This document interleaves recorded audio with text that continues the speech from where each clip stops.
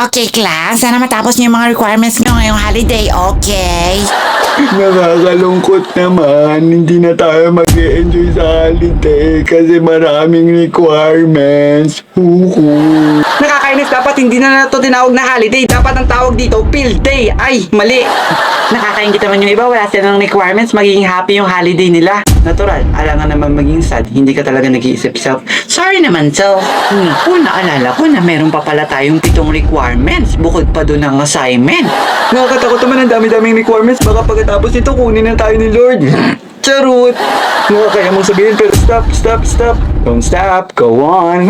Iyo, mapapagod lang tayo kung gagawin natin yan. At isa pa, magiging hagardo versosa lang tayo at the end of the day.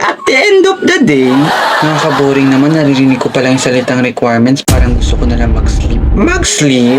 Ano gagawin natin? A, uunahin ng requirements. O B, gagawin ng requirements. Walang choices. Ang saya-saya naman, ang dami-dami. Kasing dami ng mga tigyawat natin. Dagdag pa sa stress natin. Ay, class, may dadagdag pa pala ako. Meron pa?